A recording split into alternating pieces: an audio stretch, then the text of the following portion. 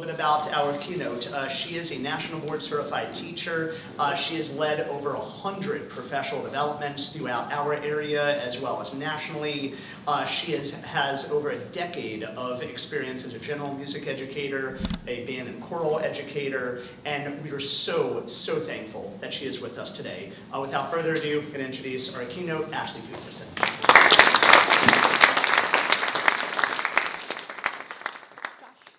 Josh, is it possible to turn the lights on up here also? Let me see if I can. Okay, thank you. Awesome.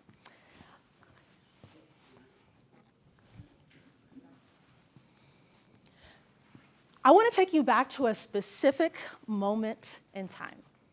I want to go back to that moment when you decided to be a music educator. Can you really sit in that memory with me for just a moment? I want you to imagine where you were, who you were with, what it sounded like, what it looked like. You could even close your eyes if that helps you to really sit in that memory. And when you're in that memory with me, let me know just like this. That moment when you decided to be a music educator. What is the one word you would use to sum up that moment? Turn to your neighbor and tell them. What's the one word that sums up when you decided to be a music educator? I heard crazy.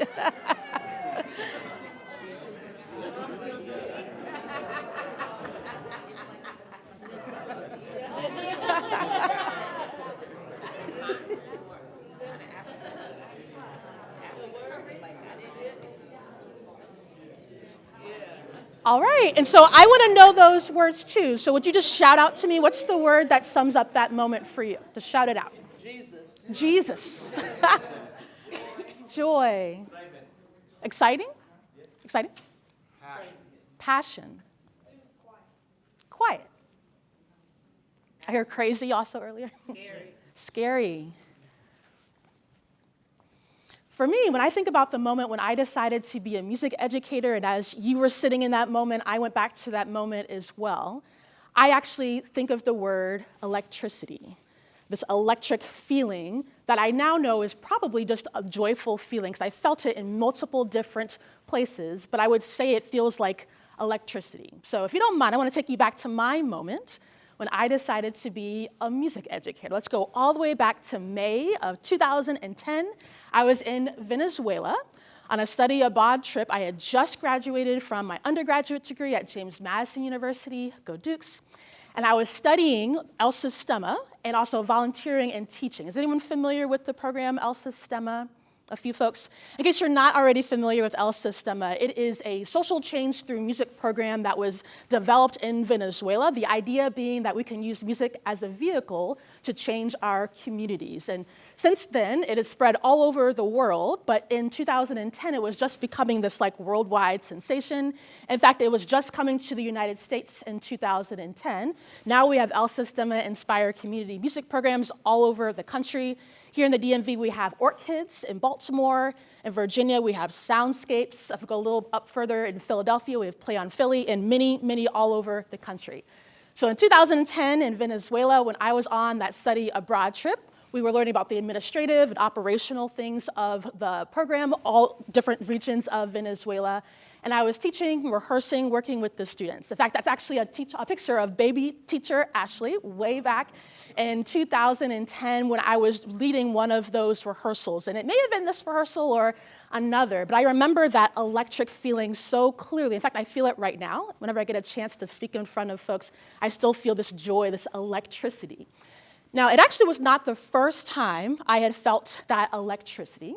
In fact, I had first felt that electricity when I was 15, and I decided that I was going to be the principal flutist of a major symphony orchestra. And as a goal-oriented overachiever, I made a goal, I created a plan, and I had been executing that plan, thank you so much, since I was 15. So I was about 22, I guess, in this moment. Along the way, I kind of fell into teaching part-time, supporting a band and orchestra teacher at a middle school down in Harrisonburg where I was studying. And I felt that electricity, but in a different way. It was something about working with kids and young people and making music with them, but also helping them figure out stuff that led me to have this electricity. But it was not part of the plan to be a music teacher, right? I'm goal-oriented, I had my plan, so I ignored it. But when I was in Venezuela for that month, I could not ignore that electricity that I felt every day that I got to be with those students, with those communities. And so I decided, I'm gonna go ahead and be a music teacher. And in the fall of 2010, that's where I went. I started teaching here in the DMV. I taught both in DC, I taught in Northern Virginia. Nobody was more excited than me to be a music teacher because I just knew I was gonna get to sit in that electricity every single day. I couldn't wait to share the joy of music making with my kids. However, while I was super excited, enthusiastic, full of joy, on a good day, I would say my students maybe were bored, apathetic, disinterested, but on a bad day, I would say my classroom felt like it was on fire. I just could not get my students to listen to what I had to say. I couldn't get them to stop fighting with each other, with me. Basically, imagine all the things that could go wrong in an elementary general music classroom. That's what I was doing. And those things were probably happening. I remember actually a particular day with one of my 5th grade groups that rocked me, and I still think about this core memory. Everything was going wrong, and it had been going wrong, right? I was working so hard to figure out how to get my students to be as enthusiastic as I was, right? So what does a goal-oriented overachiever do? Well, they have a plan and they execute the plan. So I was coming to school early every single day to set up my classroom for whatever cool thing Google had told me was the thing to get kids excited. I was staying late after school every day talking to teachers, trying to figure out what I could be doing. I read every single book on classroom management and engagement. I was taking courses, observing my mentor teacher, doing all of the things. And in this day, when literally everything was going wrong, I wasn't really sure what I was going to do next. So I talked with my mentor teacher, who also just happened to be the other music teacher at my school. We were part of the team of the music educators at my elementary school. And I was telling her about all the things that were going wrong. And she stopped me and she said, you know, Ashley, you catch more flies with honey than you do with vinegar. Have you heard that phrase before? You catch more flies with honey? And I remember I had been working my booty off so hard every morning, every night, on the weekends, sacrificing time with my family, my friends. So I pushed back. I remember saying to her, Gwen, what do you mean I catch more flies with honey? I come to school every day ready to give my students a blank slate. I'm giving them the respect that I want them to give me, even when they're not showing me any respect. What do you mean I catch more flies with honey than vinegar? She very lovingly said to me, you know, Ashley, everything you've shared is about what you want to do and how you know how they're going to be excited. But have you asked them like what they're interested in, how they want to learn, and what they want to do? That was really hard feedback. Not only because of how hard I was working and realizing that I was running so fast like a hamster on a wheel, but literally going nowhere because I had missed the most important thing, and to get that feedback from someone who I admired and respected so much, my ego definitely got the best of me in that moment. I'm not ashamed to admit that it took me a couple of weeks to actually sit in the feedback that she gave me, but when I was able to really sit there, I realized I had a choice. I could continue to do what I was doing, like a hamster on the wheel, which was clearly not working. In fact, research tells us that most teachers don't make it past 5 years in the classroom. And in this moment, I had been teaching for about 3.5. I was clearly on the path to burnout and not making it. So I realized that I didn't have anything to lose to try something different. So that's what I did. I started asking my students questions like, well, what do you do for fun? And what's your family like? What do you do at home? What do you like to learn? What kind of music do you enjoy? I asked them some hard questions too. I asked them questions like, how can I be a better teacher for you? You have to have thick skin to ask young kids questions like that. But I realized that I was more committed to their success than my ego, so I leaned in, even when it felt uncomfortable, even when what they were suggesting I knew would be off the wall and maybe not work. But learning is messy, and it's supposed to be. So I leaned into the messiness, and I learned a couple of things. I learned that, first of all, the more I leaned into listening to what they were telling me, more so than what I thought, my preconceived notions, I realized that actually my students were pretty dope. They were brilliant, they were inquisitive, they were actually excited about learning when I didn't make it all about me. I also learned that when I really sought to understand them, not just know who they were, the labels, the IEPs, the 504s, but really understand who they were, we could really connect on a level that it felt like we were partners on this instructional journey in my music classroom. When I stopped focusing on getting them to do all the notes correctly and get my choir to perform perfectly on our concert, I learned that teaching music isn't really about teaching music. It's about who my students become because we're learning music together.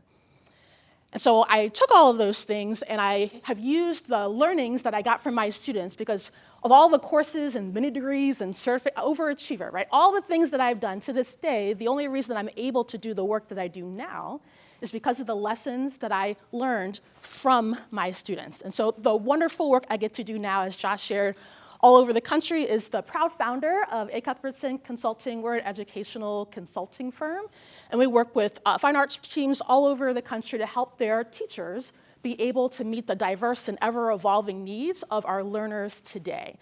And the wonderful things about what I get to do, which I know is a privilege, is that I remember baby teacher Ashley in 2010, 2011, who was so full of joy and enthusiasm, but was missing the mark. And I remember myself, because I see myself in so many of the teachers that I have the honor to work with and to support, that have everything going for them, but just need the tools to be able to do so. For me, the key I found, it wasn't in all of the wonderful music techniques that I knew I could teach. The key really was when I was able to understand my students at a level that allowed me to make the learning effective to them by connecting to who they were, the pieces of who they were. Now, back then, I didn't know that there was a name for this, but I now know that the more I leaned into a culturally responsive approach to teaching, that really was the key for me, and it has been the key for the teachers that I have the privilege to work with and to support all over the country. Today, like I shared with you, I get to do this wonderful work, but I have not forgotten where I started. I haven't forgotten that electricity and that joy that I actually feel right now every time I get the ability to share, but really to connect with other people, to really understand how we can shift the trajectory of what music has been to what we know that it can be, something that really allows it to be a vehicle for all of our learners. So I really figured out that we don't have to chase after this joy, right? This feeling of electricity. I didn't need to chase it. But instead, when I use a culturally responsive approach to teaching and learning, which requires me to slow down, not be so goal-oriented and focus on the plan, but really to lean into the people, the learners I'm working with, that's where I was able to find that joy again after the classroom on fire period of my teaching career, but also allow my students to have joy in the work that we were doing together. So I would love for us to have a conversation this morning about what it can look like when we lean into this culturally responsive approach to be able to foster joy for ourselves as teachers and the instructional leaders in our programs, as well as for our students. Is that okay that we talk a little bit about that? I mean, we don't have to. Okay, good. Just making sure. Awesome. All right, so first of all, welcome. Thank you so much for being here and welcoming Josh. Thank you so much for having me as your keynote speaker. I'm so excited to be able to share with you all a little bit more about my journey, but give you some strategies for how you can center joy for yourself. I talked a lot about myself already, and I'll share a few more of my stories and lessons along the way, but I would love to know a little bit more about the folks that I'm going to be in conversation with this morning. So when you hear something that resonates with who you are, feel free to give me a shout or a wave, or you can stand up. If you don't know already, I like a little bit of talk back, so don't feel like you need to sit there quietly in your seat. So I'm curious, who are teachers or educators in their first through fifth year of teaching? Awesome. Do we have any first-year teachers? No first-year teachers? Okay, awesome. A first-year teacher? All right, congratulations. All right. Halfway through, you got it, you got it. Do we have any teachers in years 6 through 10? A few? Okay, awesome. What about years 11 through, let's say, 19? Oh, okay, awesome. What about 20 plus? Okay, let me break it down. What about 25 plus? 30 plus? 33 plus? 34? 35, 36, 39, 40, 45, 41? 42? Somewhere in there? Okay, awesome. Sharon wins the award for most years teaching. Wow, that's amazing. Awesome. Thank you so much. And I know Josh asked this question earlier, but I was here last year at the DCMEA conference. We had a great time. Who else was here last year at the conference? Well, good to see you all again. And then raise your hand if this is your first time at the DCMEA conference. Awesome. You're in for a treat. This is a really great community of teachers. All right, so I shared with you earlier that when I started teaching, nobody was more excited than me to have my own classroom and to be able to feel that electricity of joy working with my students. So imagine my displeasure when my classroom felt like it was on fire many of those early years.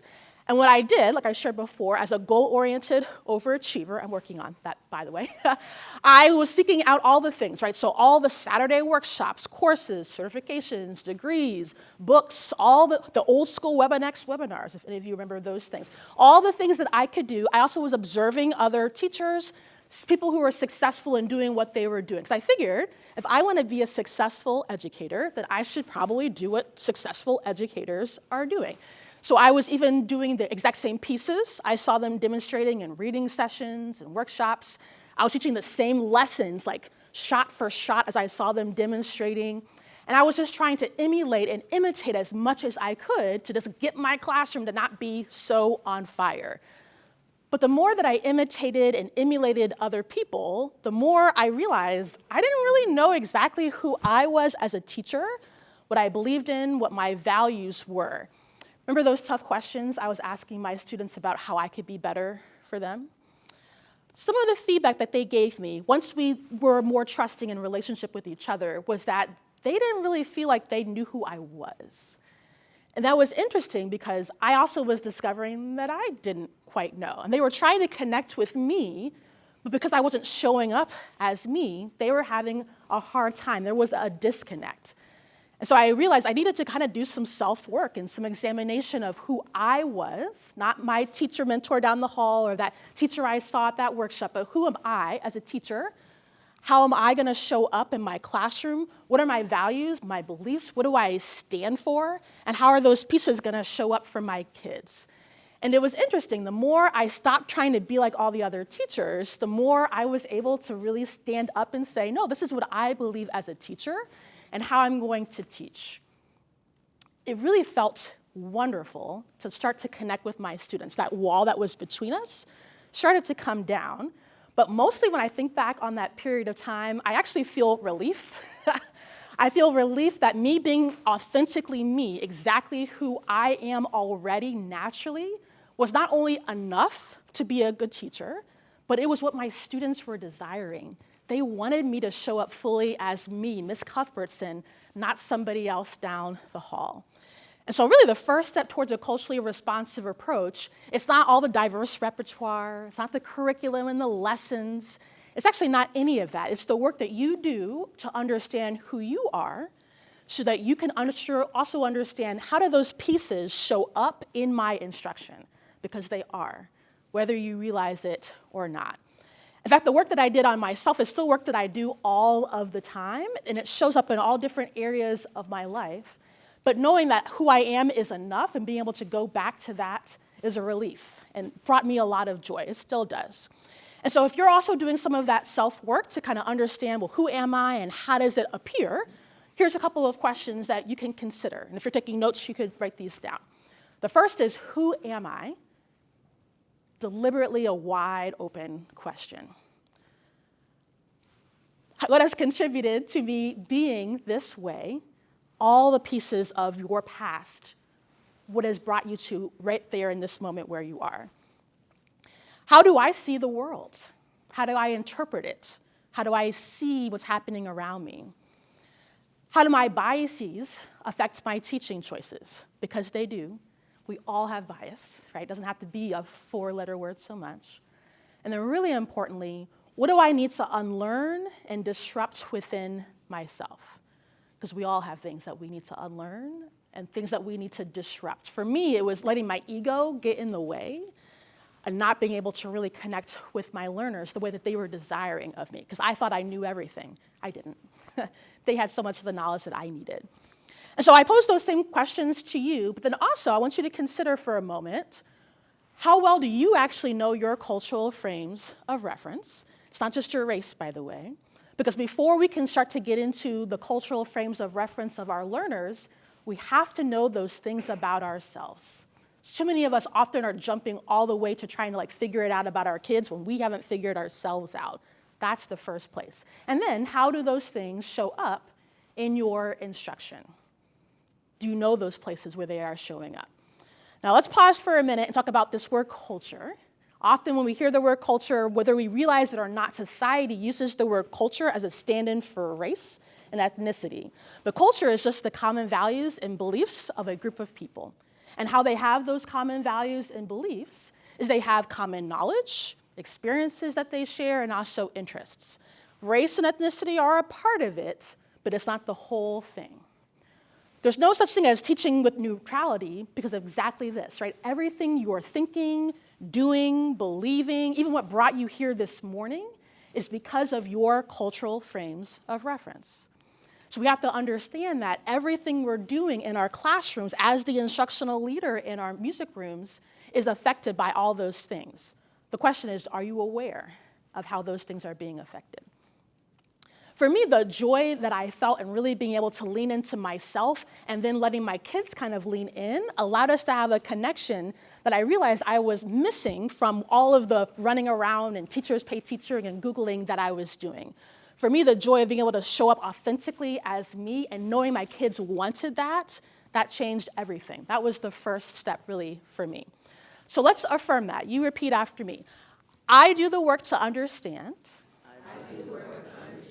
my values and beliefs so I can show up fully for myself and my students. And you can take that affirmation with you if that helps. How many in here are reading IEPs and 504 plans and things of your students? A few of us? Okay, awesome. So the work that I do now with my consulting company, that's one of the first questions I have to ask my teachers is, tell me about your students. So you tell me. Tell me about your students. Who are they? Just shout it out. Entertaining. Energetic. Very brave. Very shy. Outspoken. Interesting. Funny. Angry. Dysregulated. Self-conscious. Smart. Talented. Creative. Ooh, you guys are good. Normally when I ask that question, I get a lot of surface level information, like my students look like this, they do these, I got a little bit of that also, but you also went a little bit below the surface, which is really where we have to go. One of my favorite memories when I was in the classroom was with one of my groups of fourth graders, a day after one of my fifth grade classes that was off the chain. And as they were coming in the classroom, my fourth graders, I knew I needed a little bit of a break. And so I was working on showing up fully as myself, right? And so I said, hey, do you mind if we have a couple of minutes to listen to music so I can have a little bit of a break? Easygoing group of kids, of course, they were like, sure. In fact, they were actually suggesting different pieces that they wanted me to pull up on my computer and play through the speakers. And so while I was doing that and just letting myself kind of remove my crazy thoughts and really focus on the students right in front of me, I was listening to their conversation because they weren't just suggesting songs to listen to, they also were telling about why they were picking those songs. And they had heard me say I needed a break, and I'm sure they saw on my face that I needed a break. And so they were sharing why the songs they were picking helped them to kind of relax, how those songs helped them to get through a tough moment. And it was a really beautiful conversation, but I also was like, okay, let's go on to our lesson. But they didn't want to. They wanted to keep having this conversation. They were really enjoying it. And so I decided to lean in and not lean out. And I thought, oh, well, we can kind of tie this into music, right? We can sing songs. They were mostly suggesting pop songs and other pieces that are actually really great for form and harmony. So on the spot, I thought, well, we can lean into that while we're having this really beautiful conversation. What I loved about the conversation with my students and that I realized in that moment and why it's such a powerful memory for me is that I realized that I knew a lot about my students, but I didn't really know their motivations. I didn't really know what they believed in or their values. I hadn't heard some of their stories. I hadn't heard some of their triggers. But in that conversation, I realized I was able to actually understand who they were. You see, Culturally responsive teaching is not about knowing your students at the surface, the labels, right? It's actually about understanding. Because I can know your name and a few things about you, that feels nice, right, to be acknowledged in that way. But it's nothing like the relationship with someone who knows your story, who knows your triggers, who knows what has led you to be where you are right now. That's a very different kind of relationship. And I realized, for me, that was like the next place I needed to go. I was doing the self-work, I was leaning in, even when it felt uncomfortable. I was allowing my students to connect with me, and now I needed to connect back with them, but I had to go below this surface level knowledge. All right, as music teachers though, the big question is, well, how do I understand, not just know, when I have hundreds of students? Anybody else like me that usually had 400 to 500 students in a year? When we have limited time, right? That's always the big question is, well, how do I do that? Well, first of all, we don't want to throw them into the deep end. We want to ask super risky questions about their home life and their race and their ethnicity, because that's not how authentic relationships come about, right? Authentic relationships start slow, and then we build up from there. So when we think about culture again, right, not just our race, our values and our beliefs, culture has many layers. Have you seen the picture of like an iceberg depicting culture? Icebergs are not alive. Culture is living. So I actually like the picture of like a fruit tree, maybe an apple tree.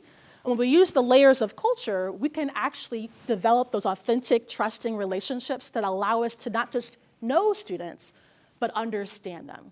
So we can think about the surface level or concrete level of culture. These are the easiest things to pick off the tree, right? Maybe even on the ground already to pick up. These are things you can see and hear. Visible, tangible, food, dress, celebrations. Your school's multicultural day is likely doing this, which is a great place to start, but again is at the surface. We don't know deeply what we need to know to really make the instruction be effective, at least not yet. When we go a little bit deeper, the behavioral level of culture, we want to understand behaviors. Why do our students behave the way they do? Positive and negative. Behavior is not always a negative thing, right? So here we want to understand communication, language and how it's used, family roles. We want to understand like what's behind why my students are doing the things that they're doing. So the conversations and the musical lessons and things that we're engaging them with have to allow us to answer those questions, not just about favorites and interests, because that's concrete surface, but how do I get to their behaviors? Why do they do that? And then likely in a single course or semester in a year, you might not get all the way to the deepest level, the symbolic layer, but we still want to endeavor to eventually get there with our students. That's where the real authentic trusting happens, right? Here, you can think of it as the trunk and the roots of the tree, right? Literally holding everything else up, but some of it is not even visible, right? The roots of the tree, and never will be if the tree is alive, right? So here we want to understand worldview, religion. We really want to understand their values. And so the questions we ask them and the musical learning we engage them with has to allow us to be able to answer those kinds of questions. Being able to really connect with my students, and in that day with my fourth graders, I realized that that was going to be my next step, right? The ability for me to understand really their motivations to allow me to tailor the instruction exactly for them. Not only was it allowing me to tailor the instruction, but the learning environment as well, right? The brain tells us that we need to be able to feel not just safe, but also brave to be able to take the risks necessary for the deeper, more inquiry-based learning. So if we want our students to learn at a deeper level, retain information, we have to actually create belonging and affirmation, not just safety. You know what I mean? Because you can feel safe, but that doesn't mean that you feel brave enough to speak up when you feel like something is going wrong, or feel brave enough to say something and your teacher will actually do what you have suggested. So let's affirm that. Repeat after me. I invest in the success, of my students by authentically connecting with them and understanding who they are beyond the labels. Because the labels are a helpful place to start, right? Concrete, but they don't tell us the behaviors and they don't tell us the true values and the beliefs. That's when you really get to know somebody. Now, how many of you in here know that music education can truly change lives? Of course, I'm asking music people at a music educators conference, right? Literally preaching to the choir.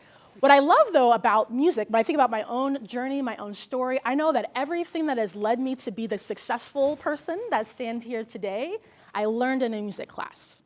I mean, think about it. The skills it takes to enter into a music competition, right, which I did many along my way of thinking I was going to be a principal flutist, but entering into the competition, applying by the deadline, preparing the music, showing up on time, and doing it, that's project management skills.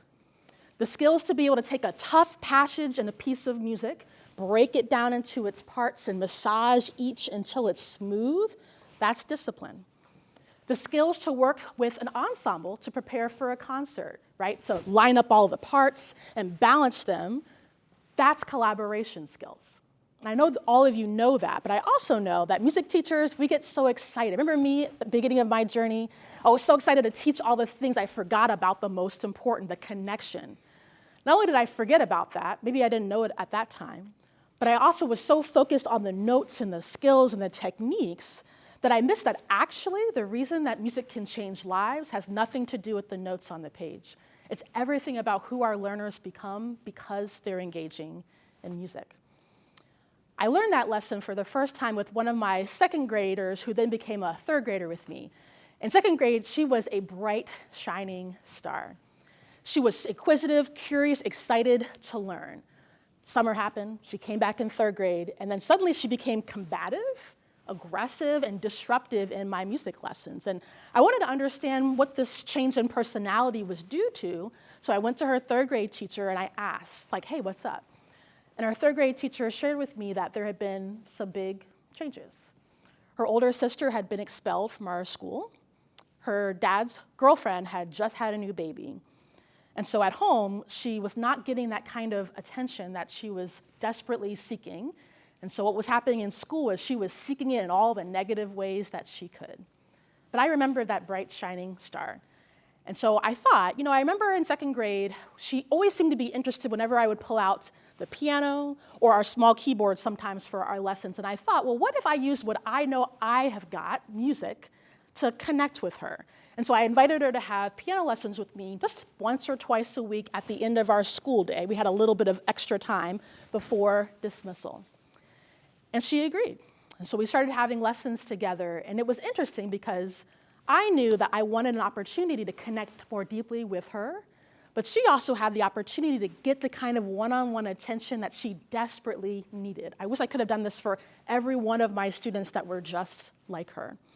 And as our lessons progressed and she got stronger, we were able to do more challenging pieces, she still had this kind of chip on her shoulder that she was too cool for school. But in our one-on-one time, that wall started to come down.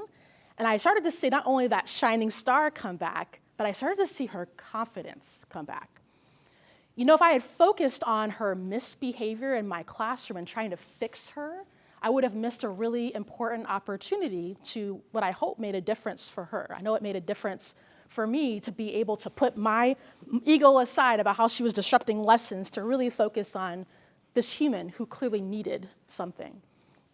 Like I said earlier, teaching music, it's not about teaching music. It's actually about who our learners become because they're engaging in a process that engages their minds, their hearts, right? With my students, I remember thinking when we were working on Fur Elise, that Beethoven piece, and I remember when she finally nailed that opening passage, I remember seeing her face just light up, but then immediately she went like that because she didn't want me to see her smiling. But I also remember thinking to myself, like, she's going to take this confidence into every other area of her life. That's really the power of music, but we don't get that when we focus on our choirs performing perfectly, right? Them getting all the notes right.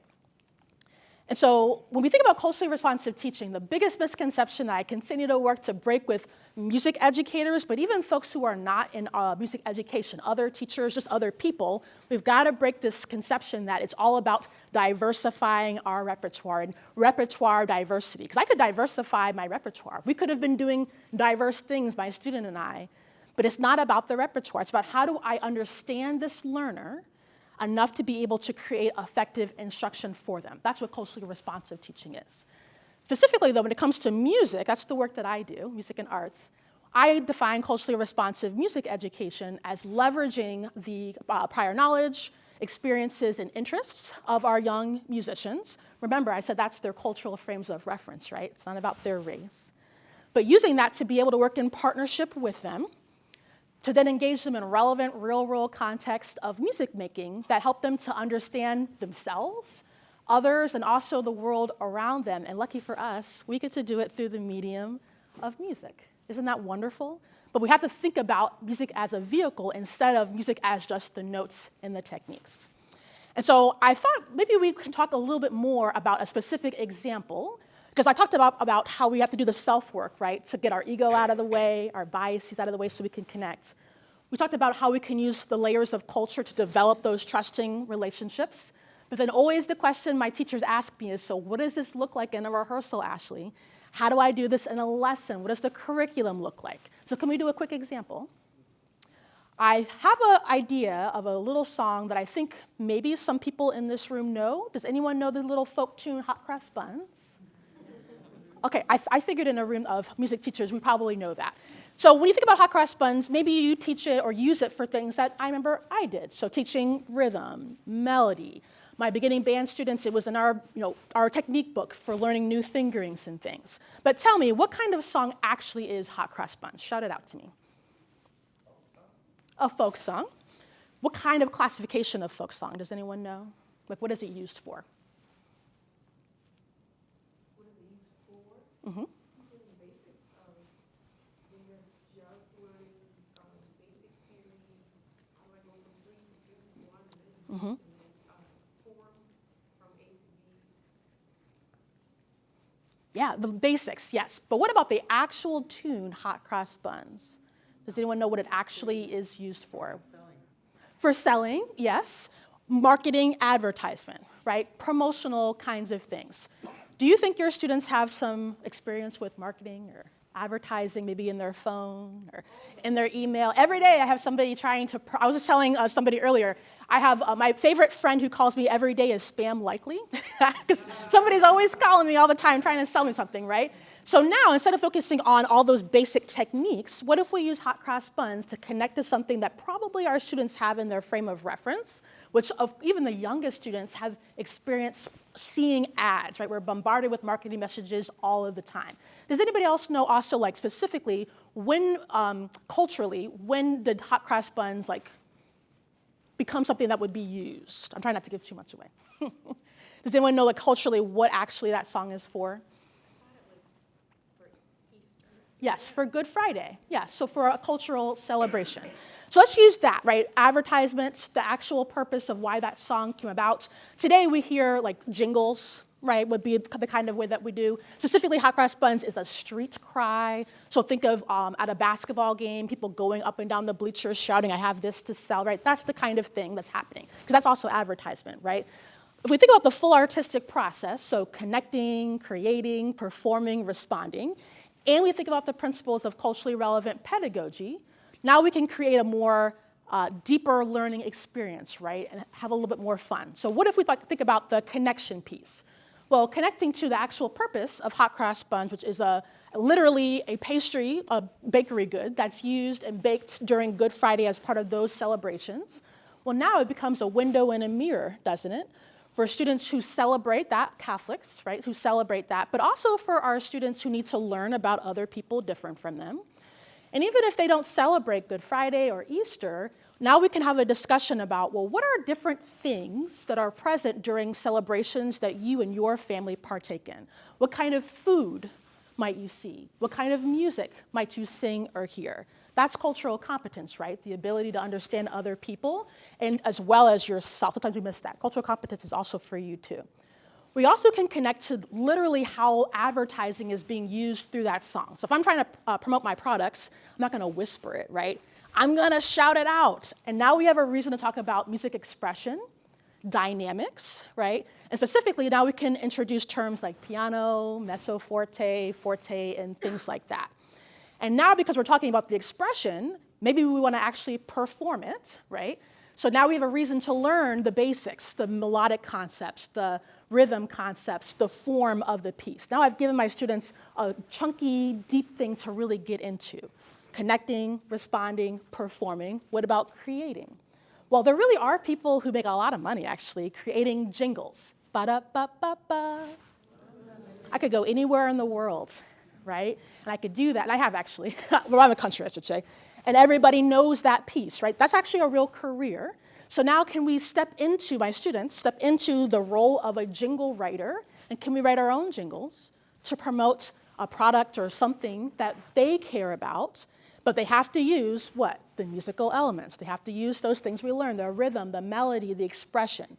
Now we've given them a worthwhile reason to do those things. Also, when you think about like the order of learning, the highest form of understanding is creation. So if they're able to create with those elements and those pieces, now we have powerful data about how well they were able to understand. So we had performing, connecting, performing, responding, creating. What about social political consciousness? Oh, we did cultural competence, right? Social politically, we can talk about marketing as an industry. Why is it that certain companies get their products, their services advertised, but then other companies have a hard time sharing that airtime? And why is it that some communities are more susceptible to things like fake news and negative persuasive tactics than other communities? That's a social political conversation that Hot Cross Buns has now opened for us. It's way more than diversity, right? I don't think anybody would argue that Hot Cross Buns is not a diverse piece, right? Remember what I said, it's not about diversity. How can I use what my students have in their cultural frames of reference, in this case, marketing, to make an effective learning experience? And in this case, how can we use an inquiry-based way to learn about it as well? Way more than just, let me, on my flute, learn how to play, I don't know, FED or something. That's probably the wrong key. So when we think about culturally responsive teaching, when we are able to create these joyful learning experiences, because I think that was more joyful when I did that with my students, usually my 3rd and 4th graders, than when I was just teaching the notes, right? I think that joyful experience comes from they were developing skills way beyond my 4 walls of my classroom. They were learning skills for life, right? To be able to work with other people, to understand them, and also to understand the world around them. And so let's affirm that, right? Repeat after me. I look deeply into the music to find relevant, joyful learning experiences that build important skills for all my students. For all of our students, not just the ones who are going to get it first right away, right? How can I connect with something they already understand to make this abstract thing, which music is, more effective for them? Realizing that I didn't have to chase after that electric feeling, it actually changed my whole life, not just my teacher self, but also me as a person.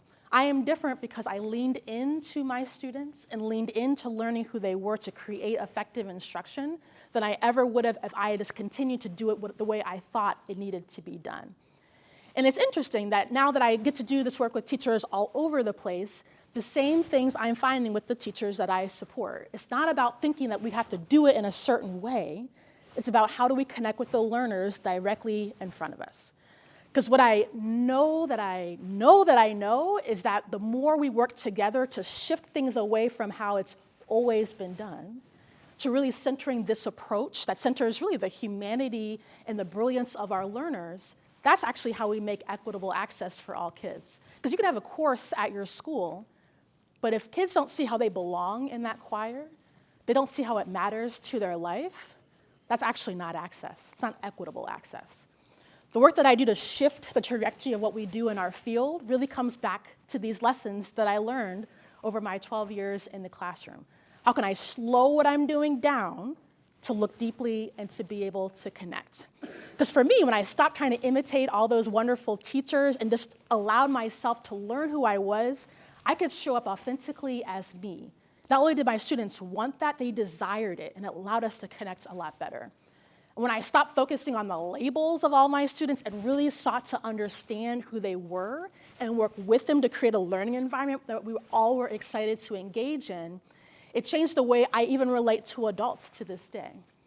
And when I stopped focusing on getting the notes right and really sought to use music as a vehicle to develop skills for in my music classroom, but also way beyond that, that's where I really was able to know the power that music can have in our lives and in the lives of our children. I know that music can change the world because I've seen it happen in my classroom and the classrooms of the teachers that I have the privilege to be able to support. And so when I think about my time in the classroom and my time now, I remember still my early years in the classroom. Those are pictures from all kinds of different periods of my teaching career. But I still remember that first year, May 2010, fall 2010, chasing that joy, but realizing I didn't have to chase it, right? It was always there if I just would slow down and lean in to myself, my students, so that we could find it. And so I'll leave that last question with you. What are some ways that you can slow down a little bit so that you can stop chasing the joy, lean in, connect with the folks that you get to serve so that you can find it, not only for yourself, but for also the students and the adult learners maybe that you work with. My name is Ashley Cuthbertson. It has been an absolute joy for me to get to share a little bit of my story with you, and I hope that the lessons that I shared, some good and some a little bit tricky, right? I hope all of those were helpful for you as you continue to think about how as music educators we can continue to bring that joy to the lives of our students, but also to us. Because if we don't have joy first, we can't give it to our kids. So thank you so much. I hope you have a wonderful rest of your conference. Before I let you go, I actually have 2 quick favors. Is that okay if I ask that of you? So the first is, I hope you will come visit me in Hartkey, I think is how it's said, because I'll be over there the next couple of days. I would love to hear more about your takeaways, what you're doing in your classrooms, ways that you're centering joy for yourself. Can a few of you do that for me? And the second thing is, the only reason that I'm able to stand up here and share about my story and also share the very real practical strategies that I know works, that I've seen it, is because I'm still doing those things I was doing way back in 2000, maybe 11 and 12, asking my students the tough questions. So can I ask you a couple of tough questions too? The only reason I'm able to do this work is because I'm still seeking feedback from those that I serve. They're just older now. So if you could scan this QR code, it's a super quick survey, I promise. I would love to know what resonated with you, what didn't resonate with you, and don't be shy, because that's the only reason that I'm able to continue to do this work, just like I was in the classroom, right? I had to lean into hearing that feedback. And if that QR code doesn't work, there's a bit.ly link there as well. So I'm going to pause for a moment so you have a chance to share that. And then while we're kind of paused, if anyone has any quick questions while we're all here together, I'd love to answer a couple of questions if you have. I know I gave you a lot to think about, though, so if you want to process and then come see me later, that's cool, too.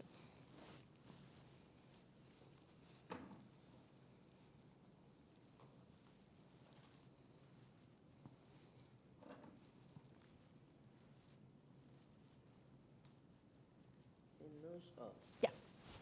In those moments when your class was on fire,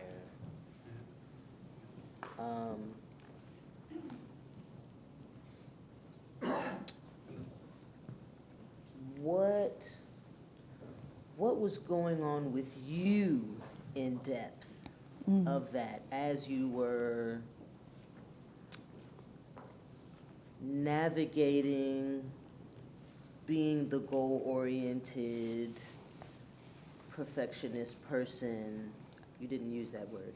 But I was struggling to recover from perfectionism as well, yeah. So I resonated with that. Yeah.